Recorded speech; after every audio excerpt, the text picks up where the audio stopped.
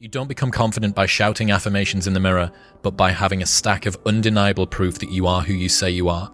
Outwork your self-doubt. Yes. That's nailed. Nailed. Completely nailed. Yes. Because a lot of people will, and some of these motivational people out here, it's the funniest thing in the world to me. They'll go and say, when you wake up in the morning, pound your chest. Fucking look at yourself in the mirror and do all this fucking bullshit. I hope it works.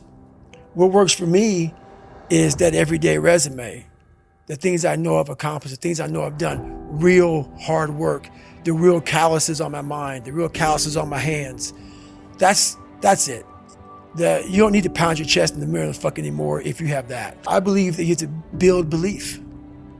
Belief is like, there's an after school special belief where the mom says, believe in yourself, and that's all great. But there's also a built belief. And the built belief is one where you are constantly, like for me, I came from a bad place.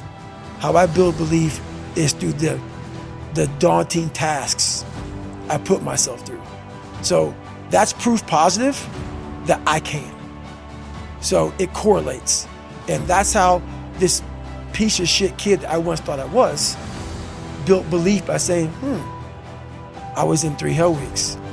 I went to Ranger School. I tried out for Delta Selection. Undeniable stack of proof. That is proof, motherfucker. So whenever you think you can't, confidence comes from the thing that you built. You must build belief. You must build confidence. It can't be like, hey, I'm gonna knock that shit out. You gotta look over here and say, I can knock that shit out. It's belief, and it's built on what you put in to yourself. I came from a small town in Indiana where there was a handful of black families. And a lot of people in that town, when you come from a town of 8,000 people, it's like we had a local plant, Great Dane. And you're like, you know what? I want to work at Great Dane and get a house next to my mom. That's what you know. So many of us come from these small places in our mind that we're not willing to think outside of only what we've seen. Our mind works in such a small compartment. And one thing I was able to do was to dream. Many people, but don't make dreams your fucking master. But I was able to dream outside those fucking 4 walls of that small town.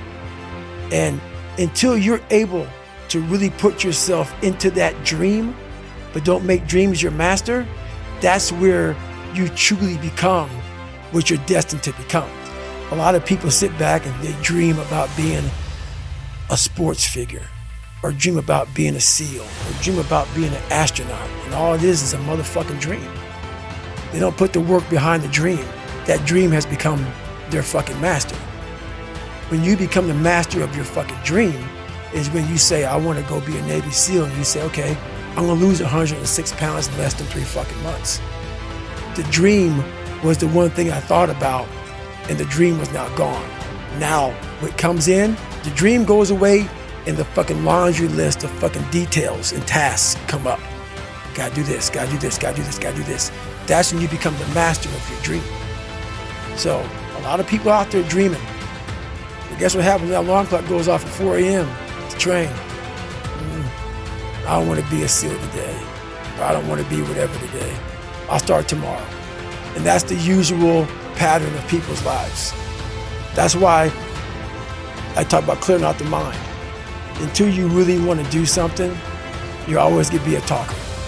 You're always going to run your fucking mouth.